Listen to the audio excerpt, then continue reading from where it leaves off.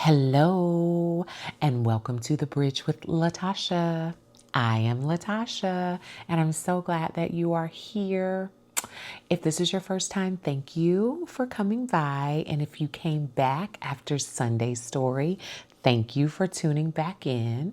So today is Wednesday, and here on the bridge, I want to call it Wisdom Wednesday because Wednesdays will be the day that I come back and kind of distill the lessons that I learned from whatever story I told you on Sunday. I don't want to muddle up the story with explanations, but I want to be able to come back and kind of give my perspective on the other side of the story. And I think it's important that I say that what I want to do here is not be your motivational speaker or your coach or your guru or, there's so many, that market is saturated and I don't believe that I'm called to it. But what I do want to do as a storyteller and an author and a speaker and a philosopher is go through the stories of my life and tell them in their raw truth. Some of them are going to be embarrassing to me. Some of them you're going to be like rolling your eyes. It might be to the first one, but it's my story. And just tell you that and let you sit in that and then come back and speak how it was for me, how it impacted my life, how I was able to distill those moments and make them and create a greater understanding for my life, a greater appreciation for certain things, or those experiences expanded and elevated me to a place to be ready for something else that was coming my way. So that is my purpose. Hopefully you'll hear something. It might click something. It might spark a light bulb. I also there's a little saying that I've always said is we all need little signposts. We need signposts sometimes to help guide us on our journeys back to ourselves. I believe that we are all wise, that the Most High lives and breathes in all of us. And so we can all access the same wisdom. Sometimes we just need someone to remind us, or we just need someone to spark a memory or to connect a dot, and then it can set off a chain reaction. So I'm hoping that I can do that for you, but I'm also hoping that if it's not just that at some points you feel seen, you feel appreciated in the messiness of being a human being, and that we can celebrate that and revel in that and, be pissed sometimes in that, because sometimes this human journey, it is not for the faint at heart. Let's just talk about no, we won't talk about it, but I'll just say very briefly, the ending to my 2025 was pure comedy. It was a tragedy that I had to make into a comedy so that I would not crumble. And I mean, I've done that on many occasion at this point. So it's kind of like life is this thing and we have to move through it. And the one thing that is constant is change. And if we can just begin let me not even say we.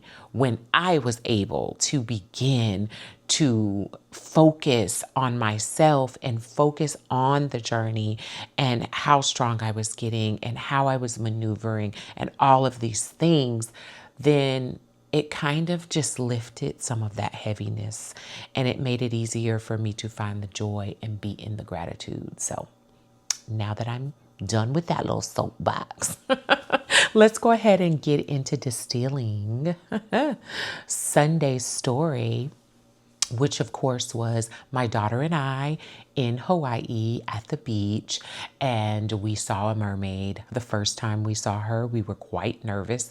We got out of the water, didn't go back the next day, kind of tried to make sense of it. I said a prayer, and I decided that I wanted to confront and see whatever I was being shown, because I believed that there was a reason that I was being shown that. And I asked for courage, and I went back, and she did appear to us again, and it was amazing and it was beautiful. And after that, I was trying to understand, why did I see this? Why did I see this mermaid? Why were me and my daughter chosen to see this mermaid? So back then in 2011, the internet was not quite as readily accessible as it is today. We weren't on our smartphones and the such in that way. Can't remember if everything was unlimited by then, but I don't know. But as soon as we left the beach that day, we went back to her dad's house and got on the computer, and I started looking up people, seeing mermaids. And nothing that I found online at the time was actually anything worth seeing. It all looked quite crazy.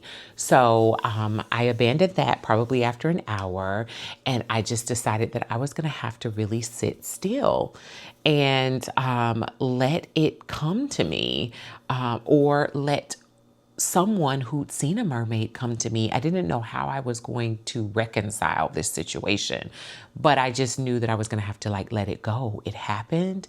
I knew that I couldn't tell many people because I did not want people to take that away from me. I know what had happened. My daughter knew what happened, and I had told her dad, and that was enough at that time because I couldn't have anyone talking me out of the experience that I know that I had.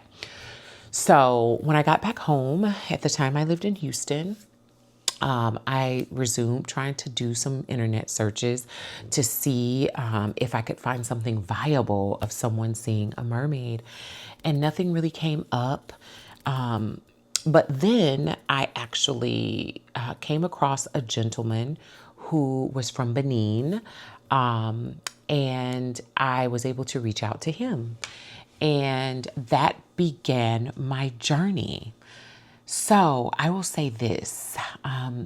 For me, this story is really about crossing the bridge from self-doubt and fear and kind of societal religious programming to self-confidence, trust in myself, and spiritual freedom.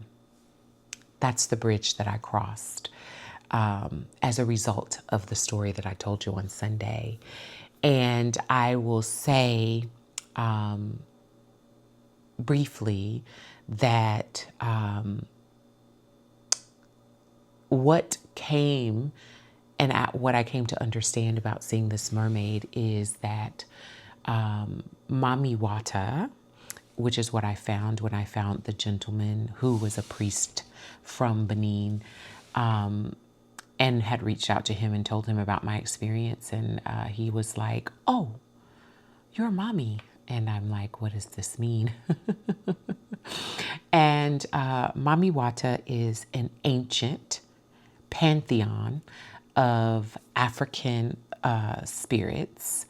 I don't want to go too deep into that, but Mami Wata is a very powerful pantheon in African traditional spirituality. And I never had heard of her. I was raised in the Christian church, which also means that I was raised to fear anything that was not the Christian church. So when that happened to me, when I saw the mermaid, I had already left the Christian church. That's a story that I will tell, but I'm not going to tell it here. But I had already left, but I still had residuals of that kind of fear of the unknown. But my spirit kept calling me forth, and I trusted it. Just like I went back to the ocean and didn't think something bad was going to happen to me, or didn't think that I'd lost my mind. But I had gotten to this place of trusting myself and knowing when there was a full body yes to keep moving forward. So the thing about seeing the mermaid with my daughter, it helped me to really trust myself, to believe myself, and to not need the world to believe me, to not need how I was raised and what I was taught and the things that I knew to be able to form every single thought that I had, that there was more outside of my circumference of awareness that I wasn't even aware of, and that I didn't have to be afraid of it. That if I was open to it, that maybe I could learn something. And if I was open to it, that maybe my life could grow in a way that I never had imagined or dreamed of for myself or thought of for myself.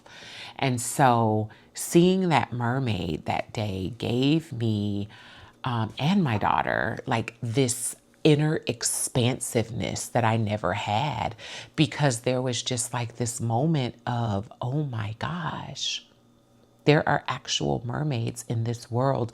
What else exists in this world that I haven't seen and that I haven't known?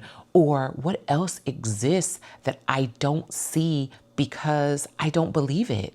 Or I don't see because I've blocked it out, because I don't believe that it's a possibility. What else am I missing? So at that point, it really opened me up in a way that at first was very scary for me, because I was raised very sheltered and I was raised very traditionally and very religious. I am, my father is a retired veteran, and I was raised Baptist Christian. And so I was very much, and my parents were very strict. I was very much raised in a way that, you know, there are things that are safe and there are things that are demonic. And I say it again, safe and demonic. There's no in between. And so it's really crazy that I did not feel at all that the mermaid that I saw was demonic. She was beautiful and she had this calming, it was so calm. Everything was just calm and peaceful. And it, as I say again, it's like the ocean was rocking me and my daughter like it was our mother holding us in a rocking chair, lulling us to sleep. It was one of the most beautiful things. And so at that point, it was like, oh my gosh, how could this is love. I feel the love, which empowered me in a way to trust myself that I had never trusted in a way that I never trusted myself before. So that led me on a journey to mommy. I am an initiated daughter of Mommy Wata now at this point. That did not happen until many years later. That was 2011 that I saw the Mermaid, and then it was my official initiation was not until over 10 years after that. Just the path to be able to find you know, the right spiritual leader, the right place to be initiated, just to be able to find all of that information. But what is so amazing is that she came for me. And that was just when I did find my spiritual house, and I did find my godmother, and I did find my elders, and I realized how she came for me and how she showed herself to me. And you know, it's crazy because when I first met my godmother and she was like, oh, you're mommy. It's crazy that the people who are her daughters and who are children of hers, because she doesn't just have daughters, there are sons as well. Her children that are initiated into the wisdom, they know you and they can see you. And it's a beautiful thing. And yes, mermaids exist. Will you see one? I can't guarantee you that you'll see one. But I also can't guarantee you that you won't see some things that I don't see, depending on what your calling and your lane is in life. there are things that may be revealed to your eyes that are never revealed to my eyes or never revealed to someone else's because it is not meant for them. So the biggest lesson of wisdom that came from this for me is to be present in my own experience and to be so focused on my divine destiny that I cannot have my business in anybody, myself in anybody else's business, my nose in anybody else's destiny.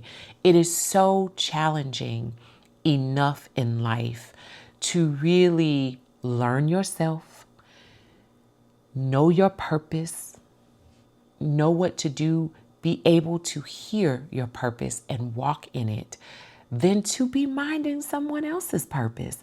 How do I have time to be over here telling somebody else what they're supposed to be doing when I am really trying to stay in tune and hear about myself and also the people who are attached to me, meaning as a mother, my daughter, perhaps as a sister, my siblings, as a daughter, my parents. These are the people in my immediate family that a lot of times I am called to be aligned and in tune with more than I am other people. So if I am accurately walking my path and being in my lane and minding my own self business, how can I be in yours telling you what to do? Now, you can come to me, you can ask me, and I'm going to give you on the spot what flows through me in terms of my opinion. But at the end of the day, it is your life, it is your journey. And there are some places that I am that you may not be yet. And so what sounds very simple and easy to me may not be simple and easy to you at the level of the journey that you're on or the level of the staircase, because I might be able to see you, but we may not be on the same level climbing. And that's okay. It doesn't mean that I'm ahead of you. It means that my place is different. So seeing mommy, being shown her in all of her physical beauty as a mermaid. Actually, I know it wasn't the complete. I think I probably would have been blind or dead or something. But the level of beauty that I was able to see of her in the earth, my gosh,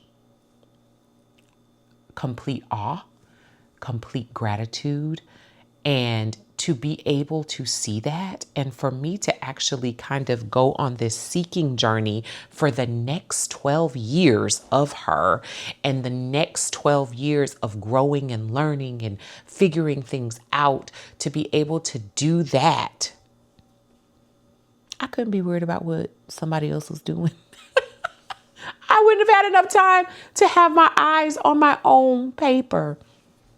So I feel like that moment, it really helped me pull back and regroup and really align myself with myself, really align myself with my destiny, and really being on the path of discovering me and what I was here for and why I was seeing certain things and why certain things were happening to me.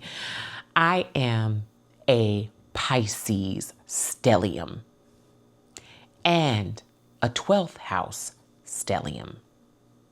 Those are two different things. They're all a lot. But with that being said, I have always been very spiritually devout. I've said that before. I've always had this little mystical aspect about me, but it was very contained. Again, I was raised in a very strict Christian household, so it was very contained, but there was always this part of me that wanted to know more. There was always this part of me that felt there was more.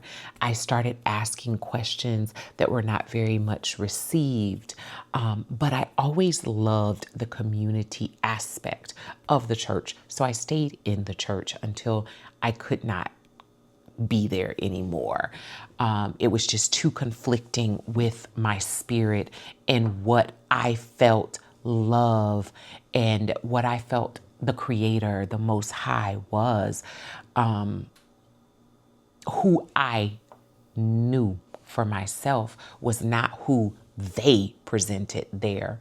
And so when I had I freed myself from that. It had only been a little bit of like a year that I freed myself from that when I saw the mermaid and did not really know what that meant, but had this moment of mystical magnificence that led me on this journey to the fullness of myself. I am free in a way that I don't know that I ever even knew I needed to be. But I will say this to you. I don't want you to think that this channel is trying to sway you spiritually or tell you anything about that.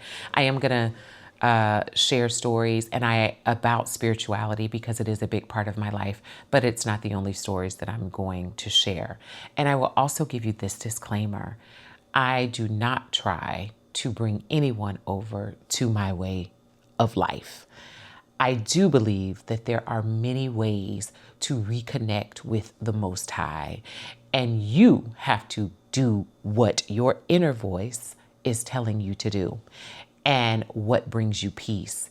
And if that is Christianity, I don't judge it. If that is Islam, I don't judge it. If it's Buddhist, I don't judge it. Whatever you are and whatever your belief is, if you are at peace and it is making your life better and it is a set of principles that you feel joy and steady and balanced in your life with,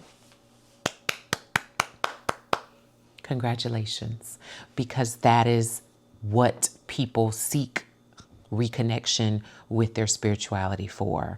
So I would never try to tell you what not to do. Now, are there a lot of things that I know about a lot of things and opinions that I have about things? Of course, but that is for me. So the other thing that I would ask out of respect on this page is that you respect me in that same way, the same way that I would not enforce myself on you as if you are wrong. Please don't do that with me. I'd appreciate that. You are entitled to think and say whatever you want over there, but just don't bring it to me. And do understand that as I am telling my stories, I am telling my story. I am telling my synthesis of things. I am telling my understanding, and I am telling my journey, not what yours should be or not what I think you should walk.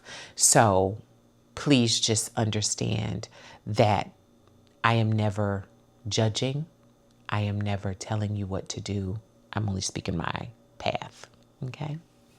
So the greatest thing that came out of that summer in 2011 was that I started on a very intricate spiritual path that came from seeing a very beautiful, chocolate, glistening, sparkly mermaid who looked at me with these piercing eyes that I could not I still can't forget, but I mean, I really every single day was driven by trying to figure out what it all meant for a couple of years, actually. And I actually even tried to go back to the water to see if I could see her again. And, I did not at that point. Mind you, I have seen another, not the same mermaid, but I have seen another in some different waters. It wasn't in Hawaii, but I have in some different waters. Had an encounter again at a very critical time of my journey to Mami Wata and to deepen my spirituality. So yes. I will be talking about mystical things, but I will also be talking about very practical things here. And I think that the biggest thing that I want you to take away from this story is never let anyone tell you what you experienced. If you saw it, if you were there and Even if people think you are crazy, stand by your story. Stand by who you are. Stand by what you know. Don't let anyone shrink you. I mean, if people think you're crazy, those aren't your people. The people who are your people will be like, oh my God, you have some weird shit happening to you, but they are going to listen and they're going to be like, girl, you have some crazy stuff that happens to you. Oh my God, I can't believe you always have these things. And what does it mean? And they will be tuned in and they will trust you and believe you because they know you and they know who you are. So never let anyone talk you out of what your inner voice knows. Now, I want to give the disclaimer, and I feel very strongly, it just hit me to give the disclaimer that this is not talking about if you have mental health issues. There is a difference. And if you have mental health issues and you have hallucinations, that is something that is completely different than what I'm talking about. So please know that I am not giving you any advice. If you have mental health issues, mental health concerns, you should seek the help and guidance of a professional about that. But if you do not have mental health issues and there are things that transpire that are supernatural, that are miraculous, that are magical, that are mystical, we live in a world that is spinning. It's a rock spinning in the middle of space. If that isn't supernatural, I don't know what is. And if the moment that you accept that we are in a supernatural environment and we are supernatural, the more your life will open up these moments. Even in the most mundane things, you will see the miracles. You will see the supernatural. You will see magic. So I just hope that you take from this story to trust yourself and to not be fearful, to own your stories, to own your truth, to own your experiences, no matter what anybody thinks about you. They belong to you and you had them for a reason. And no one may ever understand and no one may ever believe you, but you know, and you are your own biggest advocate. And you need to protect you. And you represent you. So, me and my mermaid love, I still get in the ocean. I can't get in every ocean now. I will say that. I do understand. And I actually understand the fear that I had around water before I was initiated, before I understood all of this. There was a whole reason behind that. And my spirit knew, even though I consciously did not know, that I, as a daughter of the water, cannot just be up in any old kinds of water. And especially before I was initiated and those things were taken care of. And even now, there are certain bodies of water that I cannot go into, but there are some that are home and I feel home and in them. And yeah, it's a beautiful journey. I now, coincidentally not, live literally 5 minutes from the ocean. I go to the ocean multiple times a week. I do yoga at the ocean. I walk at the ocean. I take offerings to the ocean.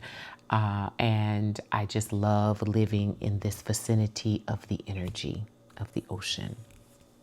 So, without going any further, I am a mystical, mythical, ethereal little Pisces lady, but I also am very grounded in this earth. I am a bridge, if you will, between two worlds. I have that otherworldly thing, and then I have this earth piece. So I might have lost some of you, but this is who I am. This is the foundation of who I am. And I felt like it was very important for me to open this channel with giving honor, respect to Mami Wata and to my divinely aligned ancestors who have brought me on this journey to get me to where I am, to represent them as well as to represent myself in my highest form in this earth. Now, I will say this. I am very spiritually devout, but you're not going to see me.